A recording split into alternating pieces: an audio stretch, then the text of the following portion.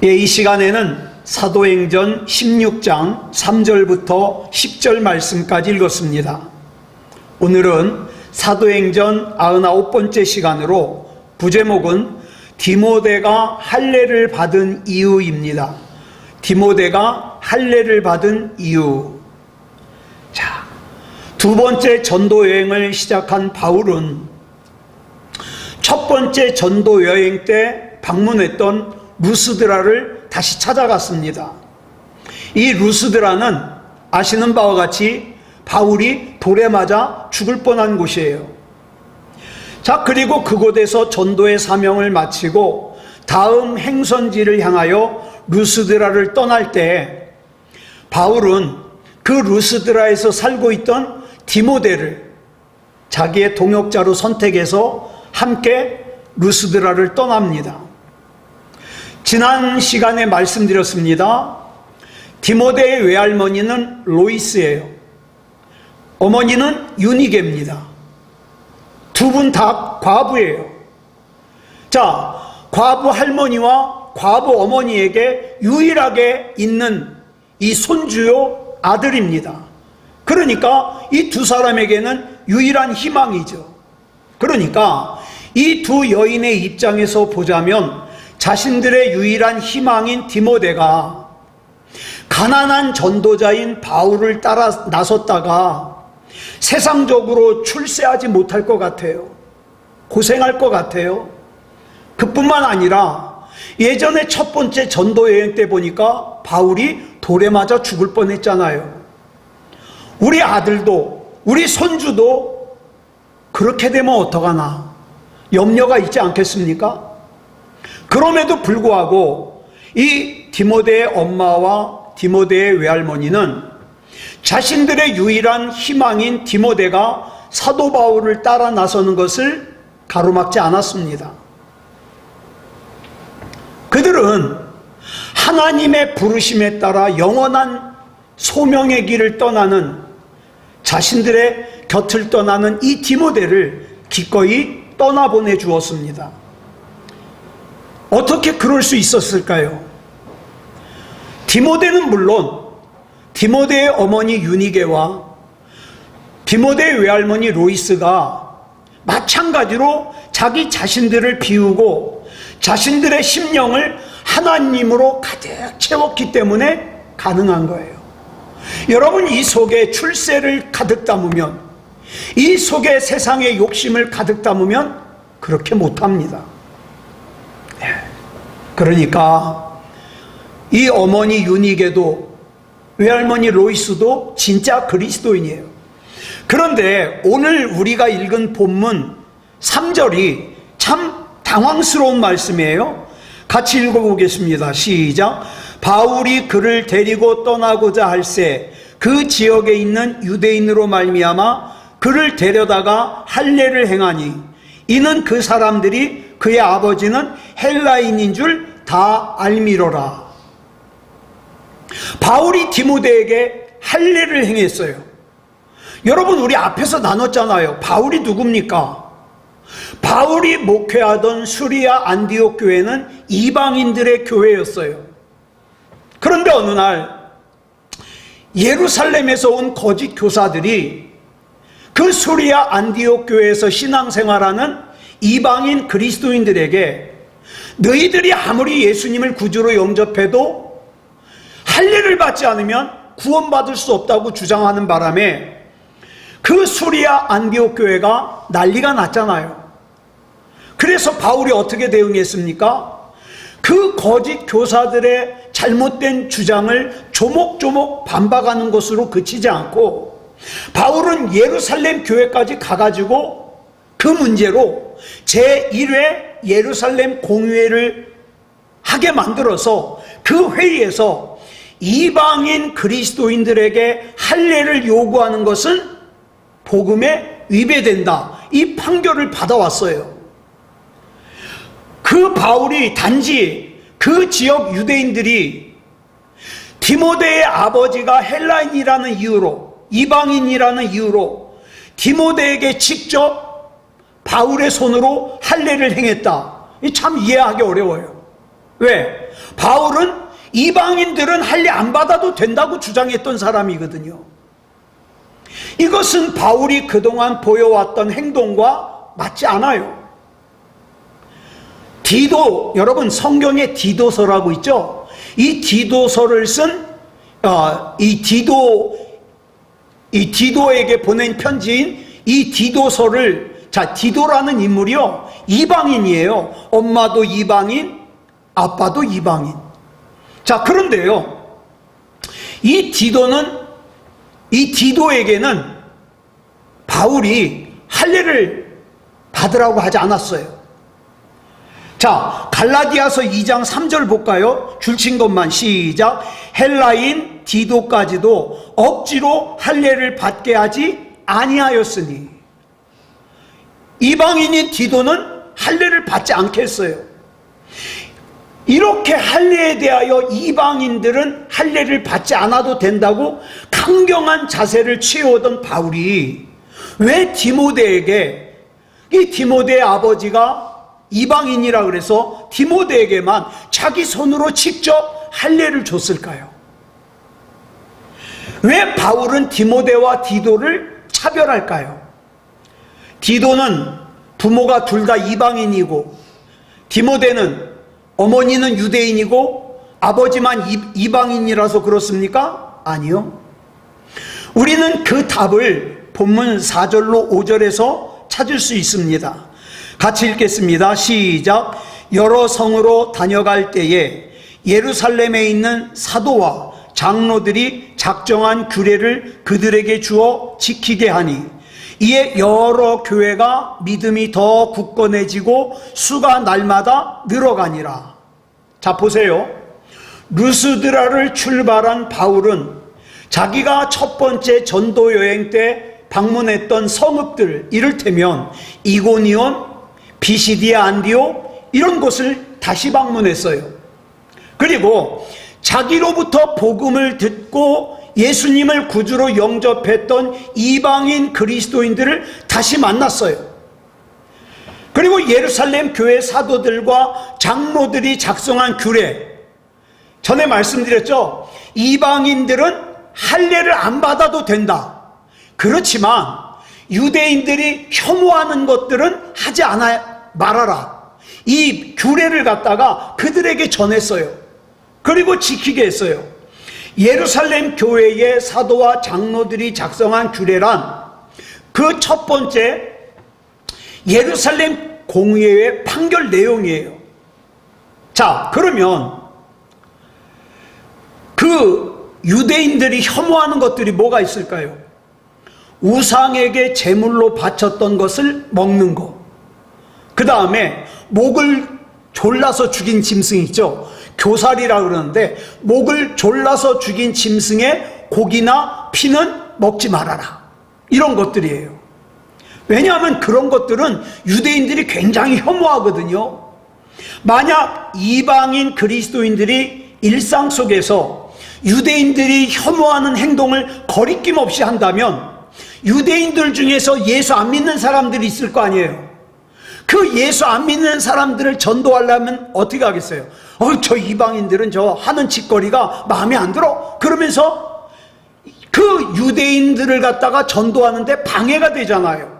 그래서 교회 밖에 있는 불신자 유대인들과의 접촉점을 만들기 위해서 유대인들이 혐오하는 것은 하지 말아라. 이런 말이에요. 우상 앞에 바쳐졌던 제물, 그 다음에 목을 졸라서 죽인 교살한 짐승의 고기나 피를 먹는 것은 하지 말아라. 물론 이것이 이방인들에게는 아무런 문제가 안 돼요. 왜? 이방인들은 아무 꺼리낌 없이 먹으니까.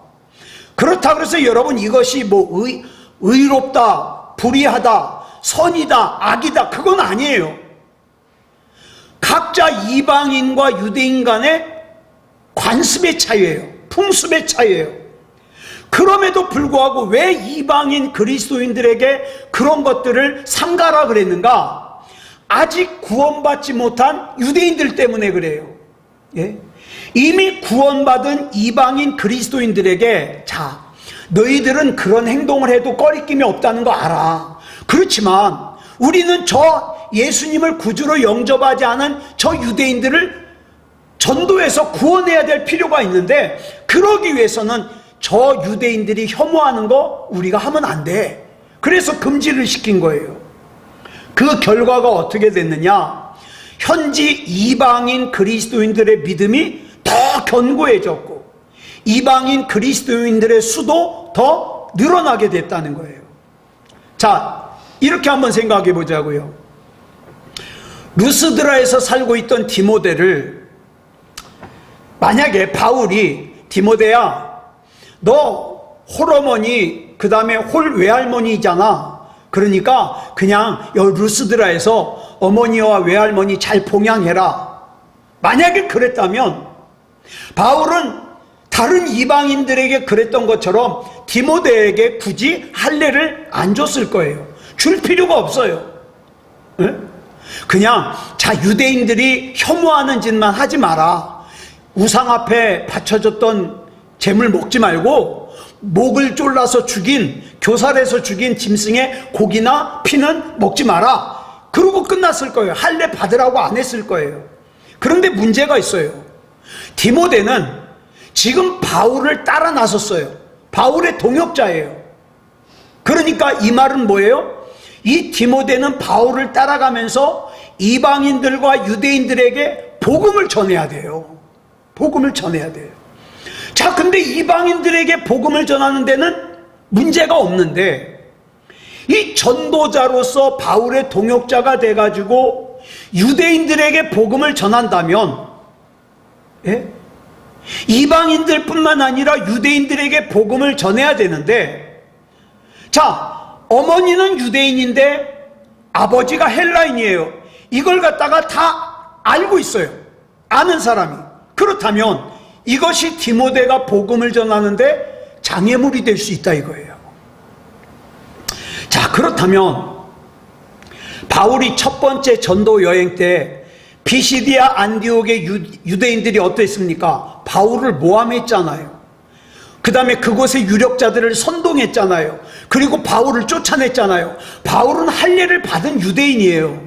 그럼에도 불구하고 그렇게 모함하고 쫓아내버렸다면, 만약에 디모데라면, 디모데가 반쪽만 유대인이잖아요. 아버지는 헬라인이니까. 게다가 할례를 받지 않았으면 두말할 것도 없이 디모데를 핍박할 거예요. 네. 게다가 이고니온의 유대인들은 바울을 돌로 쳐서 죽이려고 했어요. 실제로 루스드라 사람들은 바울을 돌로 쳤어요. 자, 이 바울이 이 지역의 대부분의 유대인들은 복음에 대해서 아주 악감정이 골수에 사무쳐 있는 유대인들이에요. 자, 그런데 그 루스드라 사람들과 이고니온 사람들이 알고 있어요. 디모데의 아버지가 이방인이라는 걸. 따라서 혼혈아인 이 디모데가 그들에게 복음을 전할 경우 이방인을, 자, 유대인들은 이방인을 어떻게 생각한다고요? 저것들은 지옥의 땔감으로 쓰려고 창조된 거야. 저것들은 짐승하고 똑같아. 이렇게 취급하는 유대인들에게 디모데가 복음을 전할 수 없잖아요. 반발할 것이 뻔해요. 그래서 바울은 앞으로 자기와 같이 복음을 전하는 전도자로 살아가야 될 디모데에게 그 장애가 될 것 같은 그 할례를 갖다가 자기 손으로 행하는 거예요. 그 혼혈아인 디모데로 하여금 예수님을 믿지 않는 유대인들과 접촉점을 만들어주기 위해서, 왜 바울이 이방인 그리스도인들의 할례를 주장하는 그 거짓 주장에 격렬하게 맞섰는가? 여러분, 구원은 인간이 착한 짓을 한다 그래서, 또 공로가 있어서 예배를 한 번도 빠지지 않는다 그래서, 헌금을 많이 한다 그래서 구원받는 게 아니라 그랬잖아요. 예? 그러면 구원은 어떻게 받아요? 전적으로 하나님의 일방적인 은총이에요. 예. 그래서 하나님의 구원은요, 자기가 죄인이라는 걸 깨닫는 사람에게나 복음이에요. 자기가 죄인이라는 걸 깨닫지 못하는 사람에게는 복음 아니에요. 아무리 백날 설교를 들어도 자기가 죄인이라는 걸 깨닫지 못하는 사람에게는 복음이 아니에요. 여러분, 구원은 무엇으로부터 시작되냐? 내가 죄인이라는 걸 깨닫는 순간, 하나님과 나와의 관계가 끊어졌다는 것을 깨닫는 순간, 나는 누굴 필요로 해요? 그 하나님과 나와의 관계를 이어줄 수 있는 예수님을 필요로 한다, 이 말이에요. 그런데 내가 뭘 죄인이야? 나 회개할 거 없어? 그런 사람은 백날 설교를 들어도, 백날 성경을 읽어도 구원과 상관이 없다, 이 말이에요. 그런데 거짓 교사들은 할례 받지 않으면 구원을 못 받는다는 거예요. 그러니까 할례를 뭘로 얘기해요? 구원의 조건으로 얘기하는 거예요. 그런데 바울은 할례가 구원이 조건이 아니라는 걸 알기 때문에 어떻게 해요? 그 잘못된 주장을 하는 거짓 선생들과 격렬하게 논쟁을 하는 거죠. 자, 바울이 이방인인 디도에게 할례를 주지 않은 것도 그래서 그런 거예요. 자, 만약에 루스드라에서 단 한 명의 유대인이라도 디모데에게 할례를 구원의 조건이라 이렇게 해서 시비를 걸었다면 아마 바울은 디모데에게 할례를 주지 않았을 거예요. 그런데 바울이 디모데에게 할례를 행한 것은 그것이 구원을 위한 절대적인 조건이 아니라 앞으로 복음 전도자로 살아가야 될 디모데가 예수님을 믿지 않는 유대인들에게 조금이라도 저항을 받지 않게 하기 위해서, 조금이라도 접촉점을 가질 수 있게 하기 위해서 할례를 준 거예요. 즉, 디모데가 할례를 받은 것은 구원의 조건이 아니라 뭐 때문이다? 예수님을 믿지 않는 유대인들을 전도하기 위해서다. 여러분, 유대인들은 사내 아이가 태어나면 8일 만에 할례를 받아요. 어떤 의사가 그러는데 사람이 태어나서 가장 통증을 덜 느끼는 때가 8일째래요. 그래서 태어난 지 8일 만에 남자아이의 할례를 행하는데, 여러분이 남자 생식기의 포피, 이 껍데기를 갖다가 잘라내는, 요즘 용어로 말하면 포경수술 같은 거죠. 자, 바울이 디모데에게 할례를 행했어요. 그럼 뭐예요? 바울이 디모데의 생식기의 그 포피를 잘라냈다, 이 말이에요. 자, 그러면 보세요. 바울이 할례를 받을 때 태어난 지 8일 만이었어요? 아니요. 지난 시간에 말씀드렸죠. 이때의 디모데의 나이가 약 18살이에요. 그런 젊은이에게 바울이 할례를 행했다. 그럼 뭐예요? 이미 성인이 된 디모데가 나 할례 받겠습니다 라고 동의했기 때문에 할례를 준 거예요. 지금은 마취하기 좋음에도 불구하고 포경수술을 하면요, 며칠 동안 굉장히 힘들어해요. 게다가 요즘에는 종이컵이라도 있죠. 옛날에는 그런 것도 없잖아요.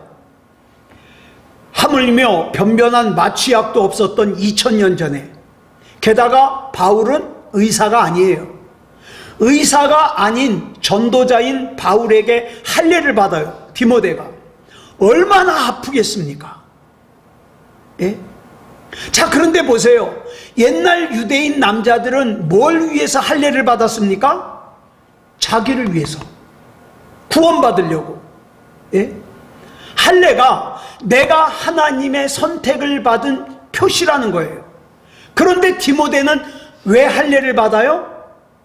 구원받기 위해서 할례를 받은 것이 아니라 나도 사도 바울 선생님처럼 복음을 전하는 이 사역을 하려면 할례를 받아야 된다.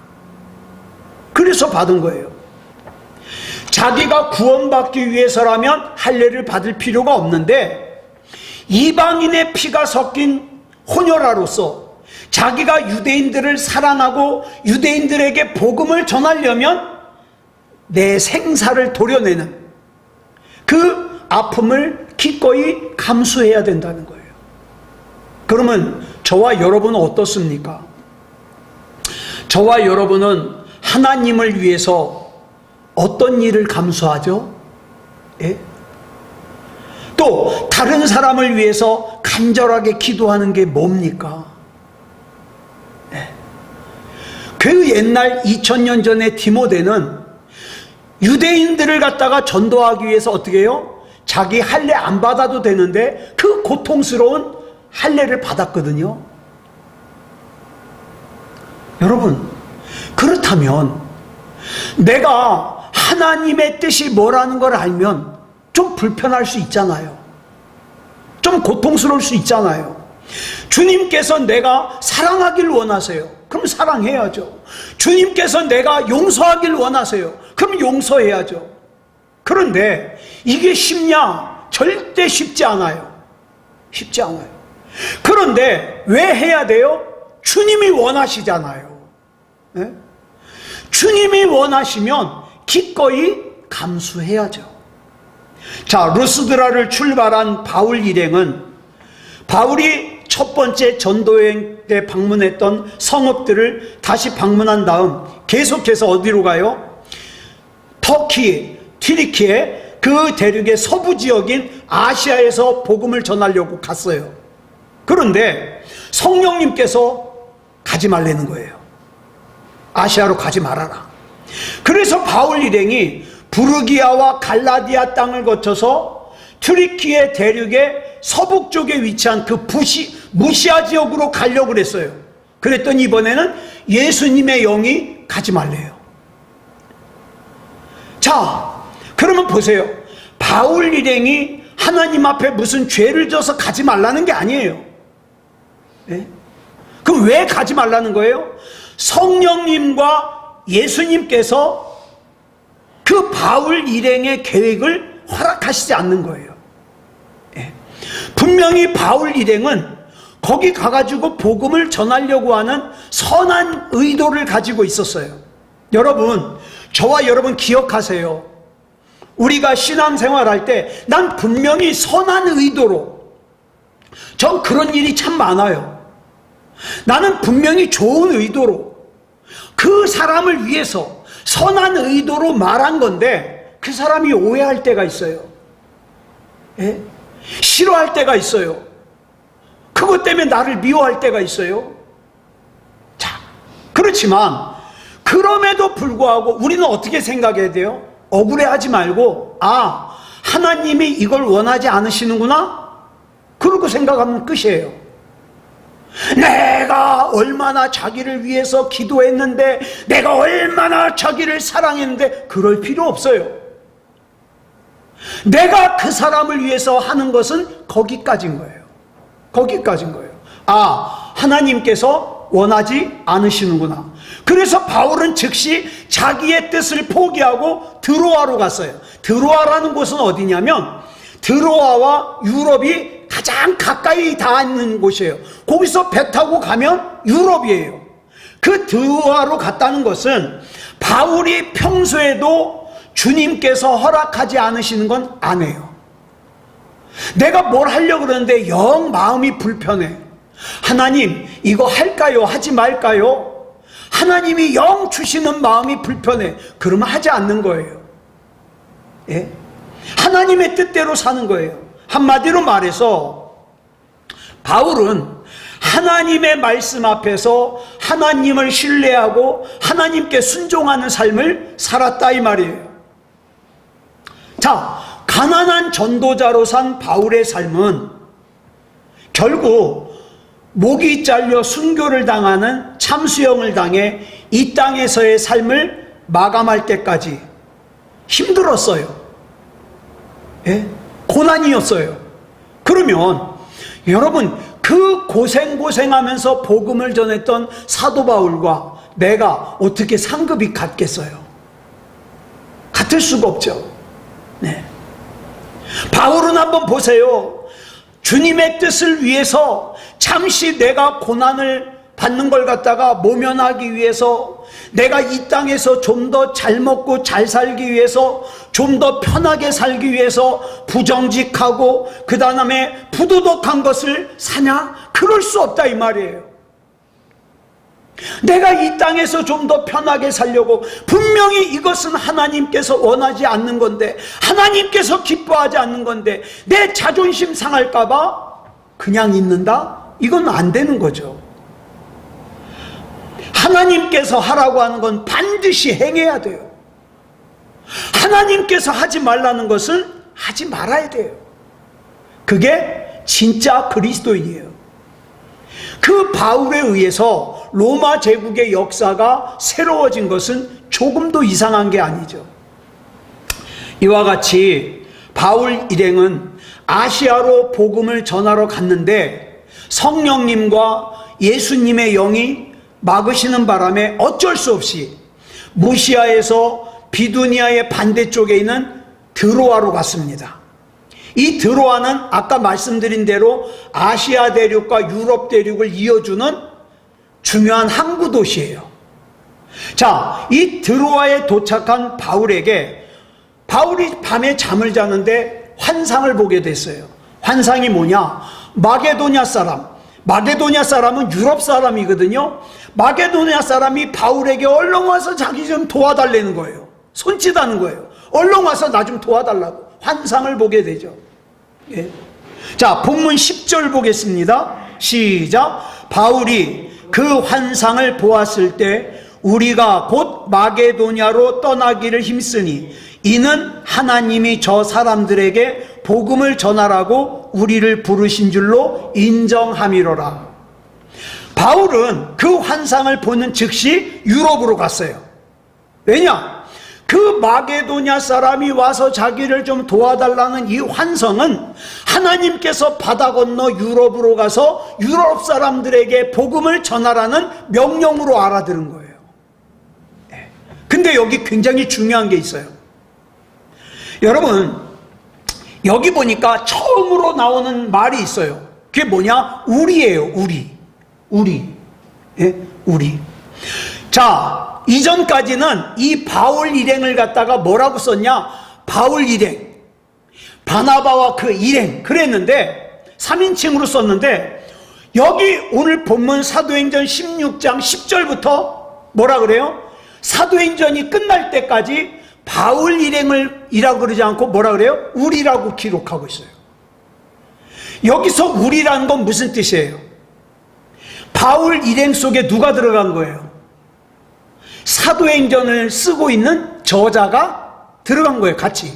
그러니까 우리라고 그러죠, 우리. 예? 자, 그러니까 이거예요. 바울 일행이 드로아에서부터 일행이 더 포함되는데, 그 일행이 누구냐? 사도행전과 누가복음을 쓴 누구예요?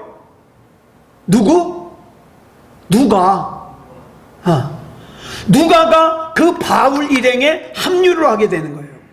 자, 그러면 이 누가의 직업이 뭐였죠? 의사. 이 누가는 드로아에서 의사 생활하던 사람이에요. 의사는요, 옛날이나 지금이나 공부를 많이 해야 돼요. 이를테면 누가는 굉장히 지성적인 이방인 엘리트예요. 똑똑한 사람이에요. 그래서 누가는 신약 성경을 기록한 사람 가운데 헬라어를 가장 정확하게 구사한 사람이에요. 누가가 기록한 누가복음과 사도행전의 첫머리를 보면은 이 누가복음과 사도행전을 누구에게 썼느냐? 거기 처음에 이렇게 나오죠. 데오빌로 카카요. 이렇게 나와요. 데오빌로. 자, 이 데오빌로라는 이름의 뜻이 뭐냐? 하나님을 사랑하는 자라는 뜻이에요. 그런데 뒤에 카카라는 호칭이 붙은 것으로 봐서 아마 로마의 굉장히 고위 관리인데 기독교로 개종한 사람 같아요. 그래서 이 신학자들이 누군지를 찾았는데 추측하기를 그 로마의 황제인 도미티안 황제라는 황제가 있거든요. 이 도미티안 황제의 사촌이면서 집정관, 아주 직이죠. 공무원 중에서 집정관 역할을 같이 하고 있던 플라비우스 클레멘스라는 사람이 있어요. 이 사람이, 자, 황제의 사촌이니까 얼마나 힘이 있어요. 그런데 예수님을 구주로 영접하고 기독교로 개종을 했어요. 그래서 어떻게 됐느냐, 이 플라비우스 클레멘스는 사형을 당하고 그 아내는 저 멀리 유배를 보냈어요. 이런 사람이 있어요. 그래서 누가복음과 사도행전은 2000년 전에 데오빌로처럼 유력자이고 지성적인 이방인들을 위해서 하나님께서 누굴 예비하셨다? 똑똑한 누가를 예비하셔서 편지를 쓰게 했다. 이 누가가 드로아에서 바울 일행에 합류했다는 것은 그가 드로아에서 의사생활을 하고 있었다는 뜻이에요. 예. 바울과 누가가 드로아에서 어떻게 만났는지는 몰라요. 그건 성경에 기록되어 있지 않아서. 근데 한 가지 분명한 것은 당시 소아시아 반도, 즉 오늘날의 터키, 튀르키예 대륙에서 복음이 전해진 대부분의 성읍에 대한 첫 복음 전파자는 바울이었거든요. 예? 바울이었기 때문에 드로아의 누가 역시 누구 때문에 복음을 첫 번째로 들은 거예요? 바울 때문에. 바울 때문에 처음 복음을 듣고 그 다음에 예수님을 구주로 영접해서 그리스도인이 되었어요. 그리고 나서 어떻게 해요? 자기 의사생활을 청산하고 바울 일행에 합류하는 거예요. 자, 그러면 본문에서 바울과 동행하기 시작한 누가는 디모데후서 4장 11절에 보니까, 디모데후서는 바울이 마지막에 쓴 편지거든요. 그러니까 바울의 유언과도 같은 편지예요. 이 유언과도 같은 편지 디모데후서 4장 11절에 보면 뭐라 그랬습니까? 줄친 것만 시작. 누가만 나와 함께 있느니라. 그러니까 이 바울의 마지막 때에 그 로마 감옥에 수감되어 있을 때에도 의사 누가는 바울의 곁을 떠나지 않고 계속 바울 옆을 지키면서 건강도 돌보면서 어떻게 해요? 바울을 끝까지 보살폈어요. 자, 누가는요, 오늘 본문에서부터 시작을 해가지고 사도행전이 끝날 때까지 바울의 삶을 지켜보면서 그 바울의 일거수일투족을 사도행전에 기록했습니다. 자, 그러면 여기서 우린 궁금한 게 있어요. 그러면 누가가 드로아에서 바울 일행에 합류하기 이전의 내용은 어떻게 썼을까? 누가가 어떻게 알아요?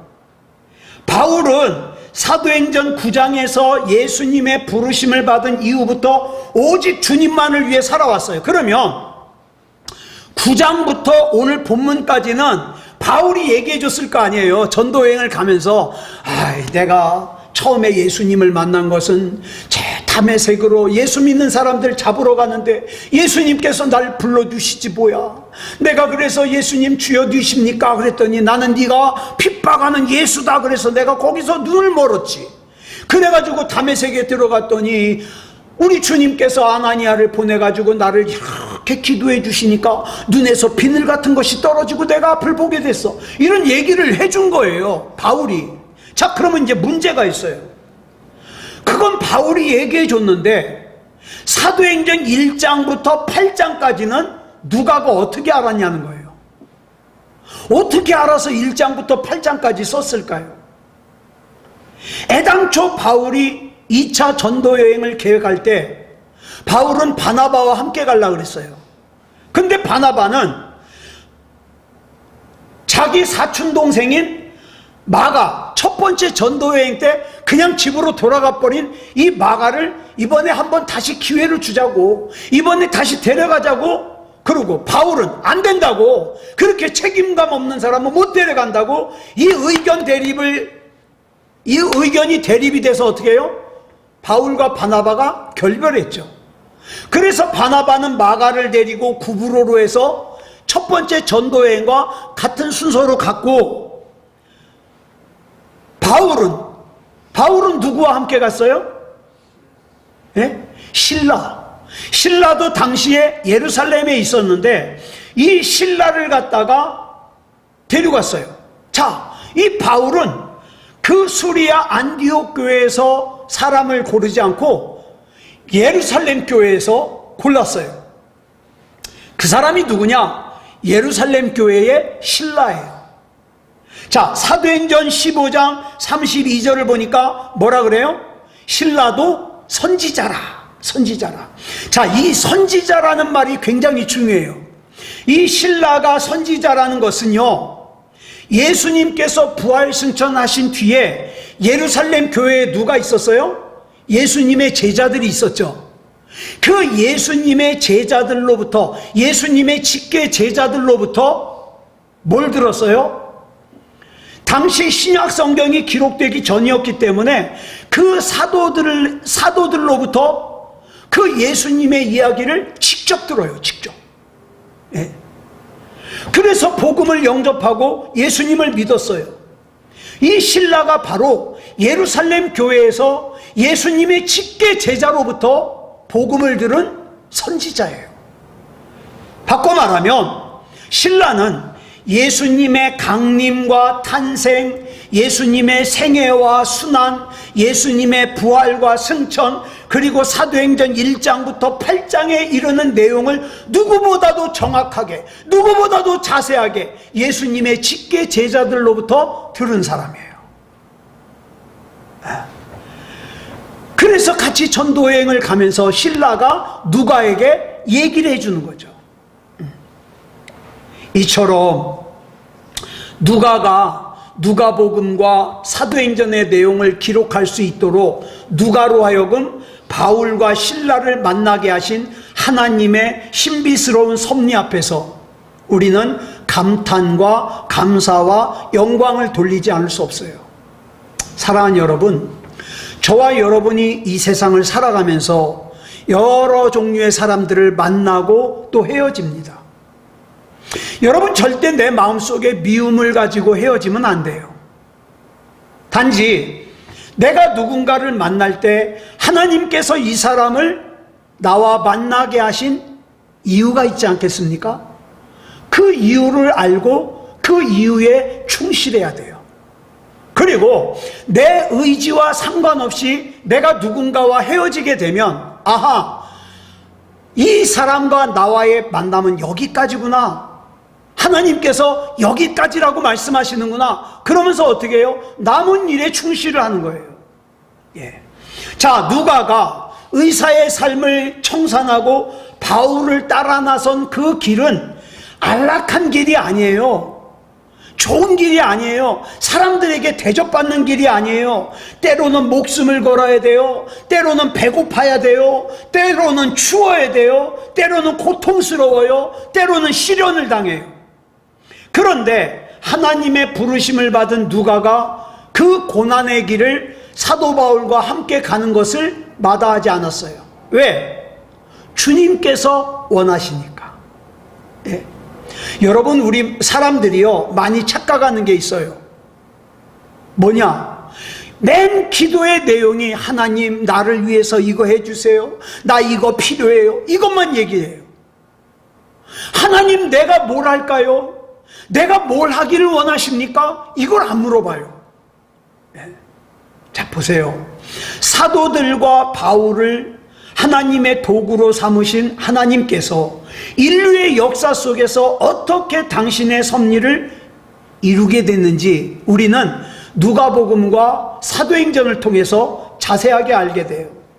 하나님께서 이방인 의사 누가를 동원하셔서 바울과 동행하게 하시면서 바울의 일거수일투족을 당신의 말씀인 성경 속에 기록하게 하셨다는 것은 하나님을 믿는 우리에게는 굉장히 큰 소망이에요. 그런데 여러분, 여기 중요한 게 있어요. 우리 하나님은 바울만의 하나님이 아니에요.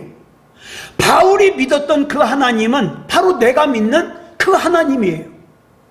그러므로 바울과 이방인 의사 누가를 하나님의 방법으로 인도하신 하나님께서는 저와 여러분의 삶 역시도 하나님의 방법으로 인도하신다는 걸 믿으시기 바랍니다.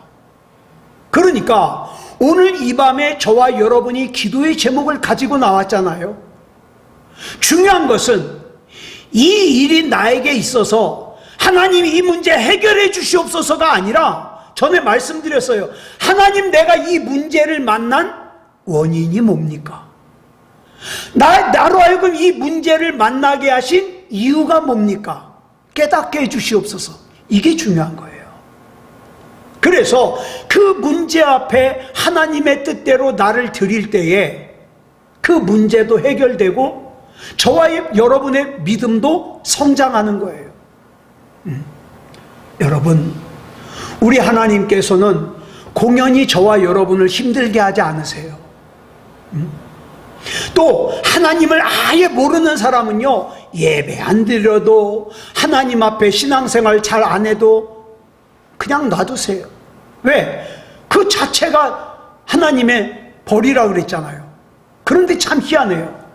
하나님이 사랑하는 사람은 조금만 삐딱선을 타고 죄를 지어도요, 즉각적으로 반응이 와요. 예? 몸에 이상이 생긴다든가, 또는 경제적으로 힘들다든가, 뭔 일이 툭 터진다든가, 그건요, 기억하세요. 하나님이 나를 사랑하셔요. 내가 하나님의 뜻대로 살기를 원하시는 거예요. 그러면 하나님, 나 이거 힘들어요, 이 문제 해결해 주세요가 아니라, 하나님, 나로 하여금 이 문제를 만나게 하신 이유가 뭡니까? 하나님의 뜻이 뭡니까? 제가 잘 이해를 못해서 그러는데 깨닫게 해 주시옵소서. 이 기도가 필요하지 않겠습니까? 그래서 저와 여러분의 남은 삶도 하나님 앞에 은혜 가운데 인도함 받는 그런 삶을 살기를 그리스도 예수님의 이름으로 축복합니다. 기도하겠습니다. 사랑의 아버지 하나님, 감사합니다. 우리 하나님의 은혜 가운데 다 생각이 있으셔서 사도 바울이 디도에게는 할례를 행하지 말라 했는데 디모데에게는 할례를 직접 행했습니다. 사랑의 주님, 우리 하나님께 분명히 생각이 있으시고 그 하나님의 생각과 하나님의 뜻 가운데 우리를 인도해 주시니 하나님의 뜻에 순종하게 해 주시옵소서. 하나님, 우리가 만나는 모든 일 가운데 담겨있는 하나님의 뜻을 깨닫게 해 주시옵소서. 공연히 어려움 당하지 말게 하여 주시고, 나는 하나님 것입니다, 하나님의 뜻을 깨닫게 하시고 하나님의 뜻에 순종할 수 있도록 인도해 주시옵소서. 우리 주님께서 붙잡아 주실 줄 믿사오며 그리스도 예수님의 이름으로 간절히 기도드려 싸움나이다.